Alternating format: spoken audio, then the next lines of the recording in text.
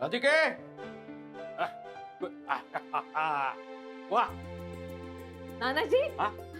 अहो आता तुमचीच आठवण काढली होती. 100 वर्ष आयुष्य आहे तुम्हाला. अरे बापरे, एवढं नको एवढं नको. नानाजी अहो चला, फराळ वाढते तुम्हाला. हो या या या या बसा, बसा. महाजनी या. अरे वा या. आत्ताच नागपूरहून फराळ आलाय. होय ना. हो वा वा वा वा वा. दे दे दे दे लवकर दे.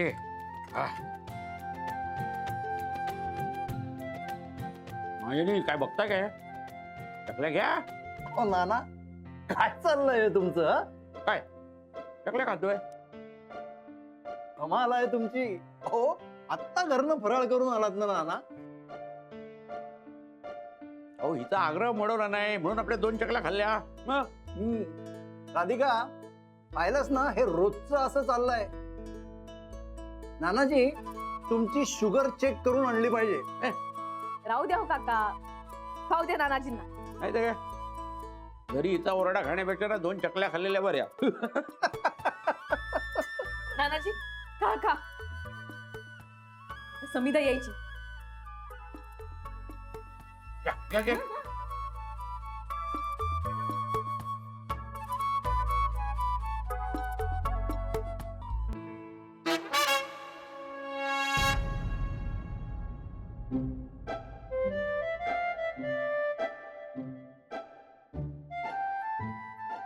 हे कशाला आले तिथे? हिने बोलवलं असेल.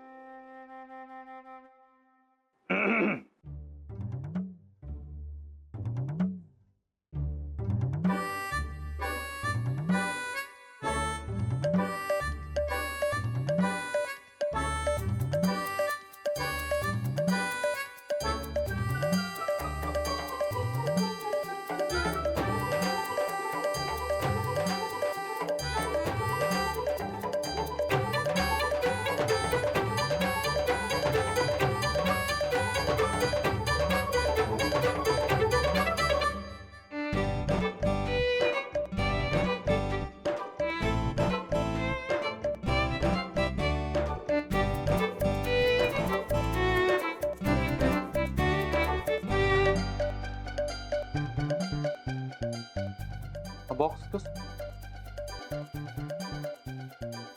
हे?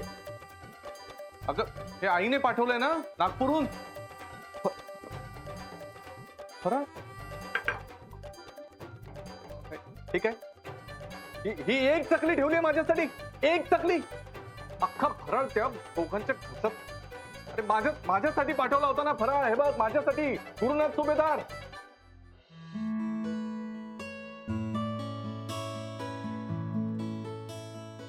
अरे प्रज्ञा, रेवतीताई कशा आहात?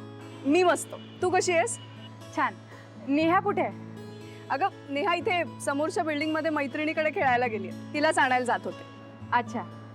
पण तू आत्ता ह्यावेळी इथे? हो, जरा इथे काम होतं. कोणाकडे?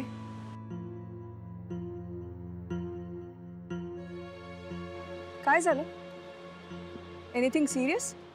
ताई कसं सांगू, म्हणजे खरं तर ना मला असं वाटलंच नव्हतं की ह्या अशा कामासाठी मला इथे सोसायटीत यावं लागेल.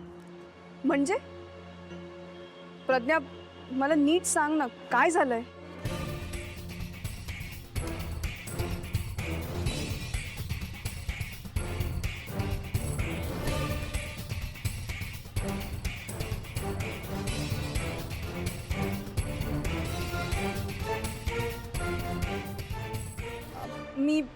मी येऊ तुझ्या बरोबर? नाही नाही ताई, त्याची खरं तर काही गरज नाहीये. मी बघते, तुम्ही जा. नक्की ना? हो हो नक्की. बरं चल, बाय. हो. एक चकली उरली आहे फक्त. बोलो ना अजून फुकटचा फराळ खायला. हा, महाजनी नाना नानी येतील ना सगळे परत फराळ खायला. माझ्या आईने पाठवलाय फराळ. आणि आम्ही धर्मशाळाच उघडली आहे. या फराळ खा.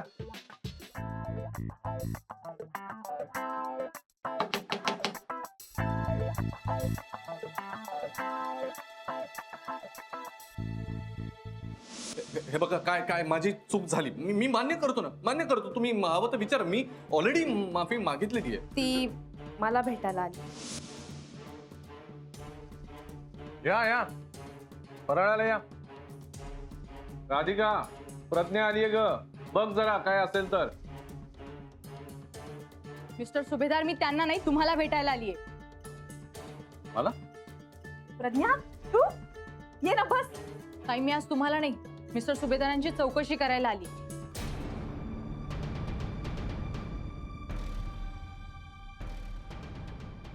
चौकशी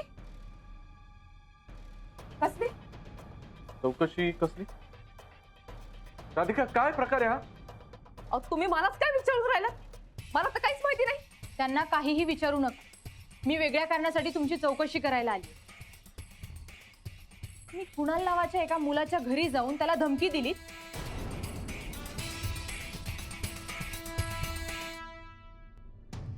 धमकी कसली धमकी? अच्छा, आठवत नाहीये का? तुम्ही कुणाल नावाच्या एका मुलाला घरी जाऊन धमकी दिली की शनायाला इथून पुढे भेटायचं नाही, नाहीतर ह्या सगळ्याचे वाईट परिणाम होतील.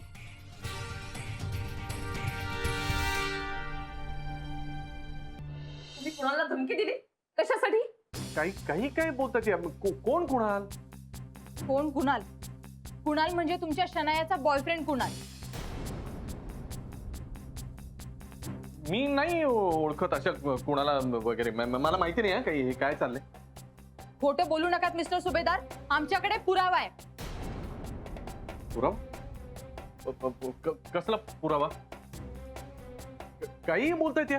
हा, मला काय कळत नाही का? हा, तुमचा प्लॅन आहे ना मला अडकवायचा सगळा? आओ, आम्ही का तुम्हाला अडकवू? आमच्याकडे तक्रार आली आहे, त्यानुसार आम्ही तुम्हाला चौकशीसाठी न्यायला आलोय. शिंदे, धरा यांना. नाही, प्रज्ञा, एक मिनिट. मला सांगा, तुम्ही खरंच कुणाला धमकी दिली? नाही ग, ही काहीतरी मूर्खासारखं बोलते आणि तू कसली ऐकतेस तिचं? मिस्टर सुभेदार, मी वर्दीत आहे. हे असे भलते चलते आरोप करण्यापेक्षा बऱ्याबऱ्यानं कबूल करा की तुम्ही कुणाला धमकी दिली. अहो नाही. असं काही नाहीये का? शिंदे, धरा यांना. नाही मी धमकी नाही, मी फक्त समज दिली त्याला, समज. अच्छा, म्हणजे तुम्ही त्याच्याकडे गेला होतात हे तर नक्की आहे ना? कशासाठी समज दिली? आणि हे जर असंच करत राहिलात ना तर तुम्हाला अरेस्ट करण्याशिवाय दुसरा कोणताही पर्याय आमच्याकडे राहणार नाही. नाही प्रज्ञा, नाही मॅडम, मी रागाच्या भरात त्याला समज दिली.